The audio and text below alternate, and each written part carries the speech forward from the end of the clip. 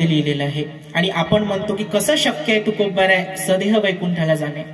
बघा एक कन्सेप्ट आहे, म्युटेशन नावाचा एक सायन्स मध्ये कन्सेप्ट आहे. आता सध्या तो म्युटेशन जो हा कन्सेप्ट आहे यामध्ये डीएनए मध्ये चेंज होत असतो. पण डीएनए मध्ये चेंज होत असताना तो एकदम मायन्यूट लेवलवर म्हणजे छोट्या लेवलवर होत असतो.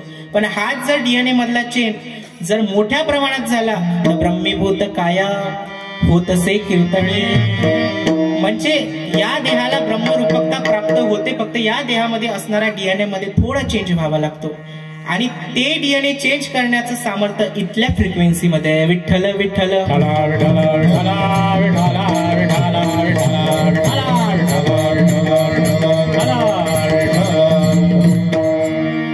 पण आज या कीर्तनाकडे आमचा समाज आज वळत नाहीये.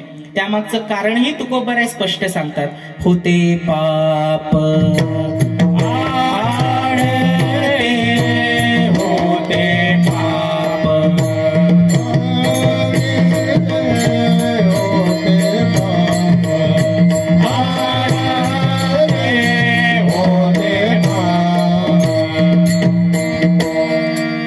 सांगतात ज्या अर्थी आम्ही परमार्थिक कार्यामध्ये आमचा सहभाग ज्या अर्थी नाहीये त्या अर्थी आमच्या जवळ पाप आहे. आमचं पाप आमच्या पुढे आडवं येत आहे. होते पाप आडते. मी का झोपलेलो होतो, मी का कीर्तनामध्ये येऊ शकलो नाही, कारण की आमच्या अंतःकरणामध्ये आमच्या जीवनामध्ये पापाचं भरण जास्त आहे. पापाचं आवरण आमच्या जीवनाला आहे म्हणून आम्ही या धर्ममंडपामध्ये येऊ शकत नाही.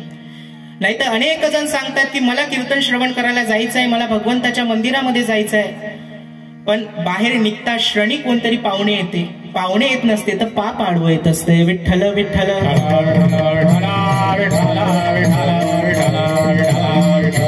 आणि या कीर्तनाला सामान्य समजू नका.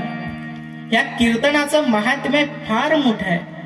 या ठिकाणी फ्रिक्वेन्सी आपण जे म्हणतो टाळाटाळी लोपला नाद. जर हिंदवी स्वराज्याचे संस्थापक छत्रपती शिवाजी महाराज जर सकाळी प्रजेसाठी जगतात आणि संध्याकाळी कीर्तनामध्ये येऊन जर बसत असेल तर काय या कीर्तनाचं महात्म्य असेल. विठ्ठल विठ्ठल.